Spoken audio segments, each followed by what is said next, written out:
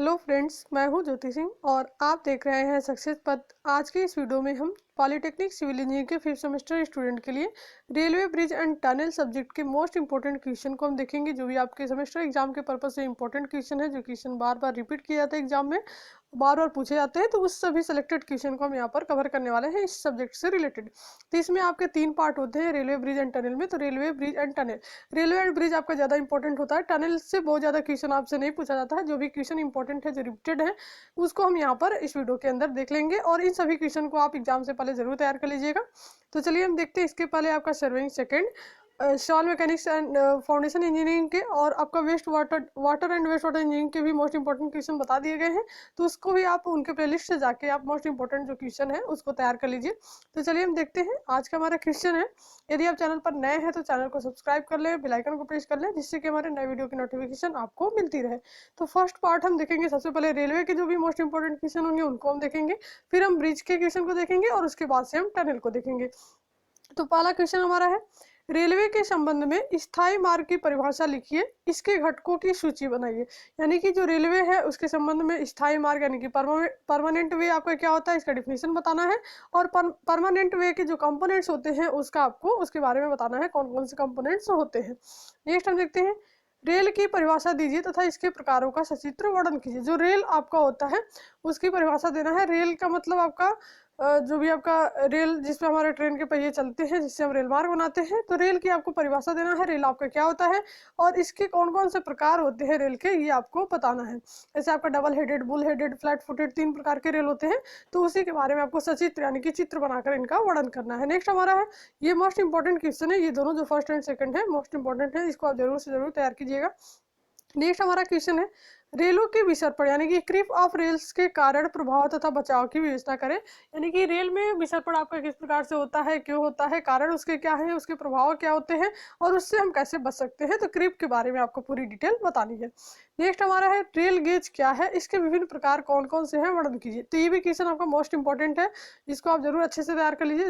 जो rail gauge होता है आपका, 2 रेलों के बीच की जो आंतरिक जो दूरी होती है वही हमारा रेल गेज कहलाता है। और इसके विभिन्न प्रकार कौन कौन से हैं, इसके प्रकार के बारे में आपको बताना है। रेल गेज के कौन कौन से प्रकार होते हैं, जैसे आपका ब्रॉड गेज होता है, मानक गेज होता है और फिर हमारा एक नैरो गेज होता है। तो इस प्रकार से इनके प्रकार के बारे में रेल गेज के बताना है। नेक्स्ट हमारा है, रेलवे ट्रैक में बायोत्थान की आवश्यकता व सीमांत मान पर टिप्पणी लिखे। तो रेलवे ट्रैक में आपको बायोत्थान की क्या आवश्यकता है, बायोत्थान की आवश्यकता हमारी हाईवे में भी होती है, रोड में भी होती है। तो यहाँ पर रेलवे के बारे में पूछा जाता है, तो रेलवे के बारे में आपको बायोत्थान यानी कि सुपर एलिवेशन के बारे में आपको बताना है, उनकी क्या आवश्यकता होती है रेलवे ट्रैक में। नेक्स्ट हमारा है, रेल मार्ग पर टर्न आउट का क्या उद्देश्य है, इसके मुख्य घटक कौन कौन से हैं। तो टर्न आउट के बारे में भी आप पढ़ लीजिएगा। टर्न आउट आपका क्या होता है, जैसे left turn out, right turn out. तो ये आपके जब रेल के मुड़ने की जो व्यवस्था होती है एक दिशा से दूसरी दिशा जब उनकी चेंज होती है, तो वहाँ पर हम टर्न आउट की व्यवस्था करते हैं। तो ये टर्न आउट का क्या उद्देश्य है और इसके मुख्य घटक, ये आपको बताना है। नेक्स्ट हमारा स्लीपरों की दूरी या सघनता को परिभाषित कीजिए। तो ये भी आपका मोस्ट इंपॉर्टेंट है। स्लीपर सघनता आपको परिभाषित करना है कि आपको कितनी दूरी में कितने स्लीपर की आवश्यकता होती है। तो यही हमारा स्लीपर की सघनता में होता है। तो इसको भी आप देख लीजिएगा। नेक्स्ट हमारा है, कांटे एवं क्रॉसिंग की आवश्यकता पर संक्षिप्त टिप्पणी लिखिए। तो इसमें आपका पॉइंट एंड क्रॉसिंग जो है उसके बारे में आपको बताना है। तो पॉइंट एंड क्रॉसिंग के बारे में आप पढ़ लीजिएगा। जब भी हम रेल पर टर्न आउट वगैरह लगाते हैं तो वहाँ पर ये आवश्यकता होती है पॉइंट एंड क्रॉसिंग की। नेक्स्ट हमारा है, रेल मार्ग बनाने के लिए जिस सामग्री का भंडारण किया जाता है उनके नाम लिखिए। तो रेल मार्ग जब भी हम बनाते हैं, परमानेंट वे या रेलवे ट्रैक जब हम बना रहे हैं, तो उसके लिए कौन कौन सी मटेरियल का हम स्टोरेज करते हैं, कैसे किया जाता है, तो उनके नाम लिखने हैं आपको, कौन कौन से मटेरियल की यहाँ पर जरूरत पड़ती है। नेक्स्ट हमारा है, टेलीस्कोपिक विधि से रेलवे ट्रैक निर्धारित करने के चरण लिखे। जो रेल बिछाने की जो विधियां होती है इसमें 3 मेथड होते हैं। तो इसमें सबसे ज्यादा आपका टेलीस्कोपिक विधि का ही प्रयोग किया जाता है भारत में। तो इसके बारे में आपको डिटेल में बताना है टेलीस्कोपिक विधि का। नेक्स्ट हमारा है, निम्न पर संक्षिप्त टिप्पणी लिखे। तो जो भी आपके मोस्ट इंपॉर्टेंट जो आपके छोटे छोटे पार्ट्स हैं रेलवे के, तो उसको भी जानना है। इसके बारे में आपका टिप्पणी में पूछ सकता है। तो रेलवे स्टेशन क्या होता है ये आपको बताना है, इसके डिफिनेशन आप तैयार कीजिए। यार्ड क्या होता है रेलवे में, रेल दुर्घटनाएं कैसे होती हैं, क्या कारण होते हैं, रेल मार्ग सिग्नल की क्या आवश्यकता होती है रेल मार्ग पर, हाईवे पर भी तो हम पढ़ते ही हैं, रोड पर, तो यहाँ पर रेल मार्ग पर भी सिग्नल की आवश्यकता होती है, तो क्यों होती है इसके बारे में आपको बताना है।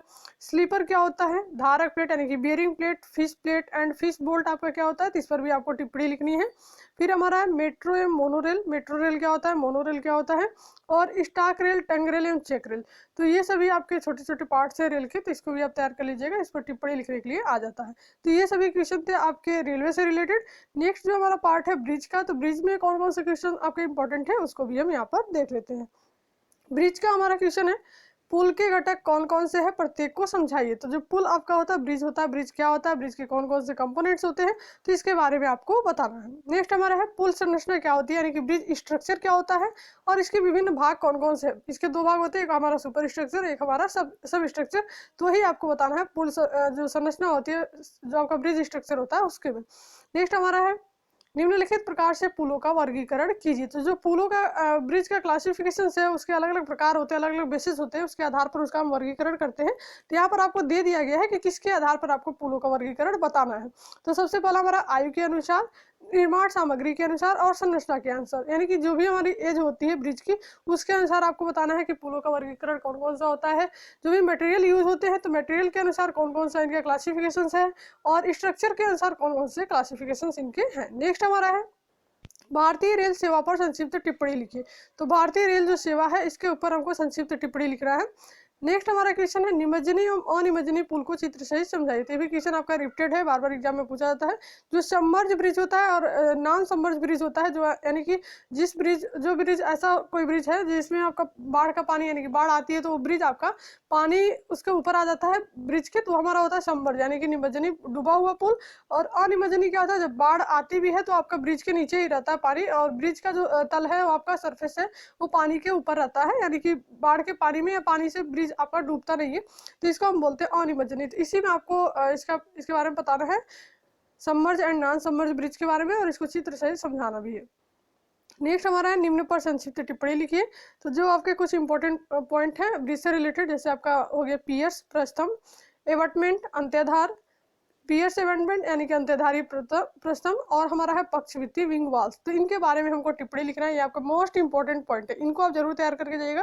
पियर्स क्या होते हैं, एबटमेंट क्या होते हैं, एबटमेंट पियर्स क्या होते हैं, यानी कि अंत्यधारी प्रस्थम, ये तो बिल्कुल आपका इंपॉर्टेंट है बहुत ज़्यादा।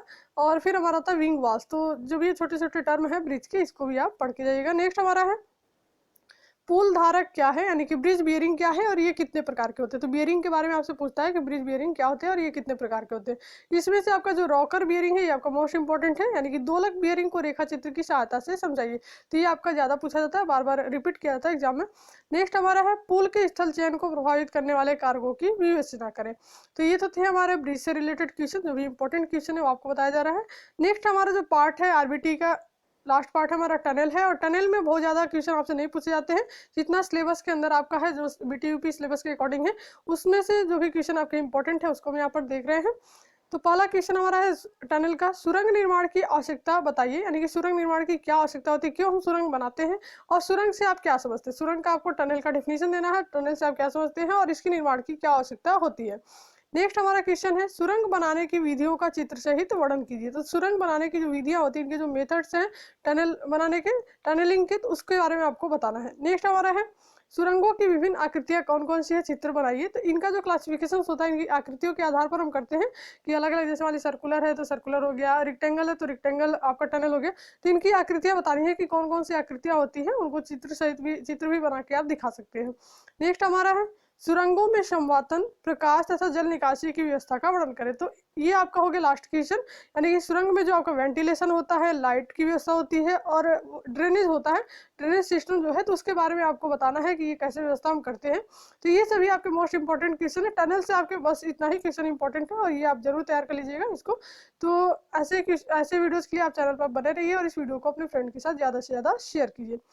तो मिलते हैं नेक्स्ट वीडियो में। नेक्स्ट जो हमारे सब्जेक्ट होंगे उसके ऊपर हम बात करेंगे। तो आप कमेंट बॉक्स में कमेंट करके जरूर बताइएगा कि नेक्स्ट आपको कौन से सब्जेक्ट की ऐसे मोस्ट इंपॉर्टेंट क्वेश्चन की वीडियोस चाहिए।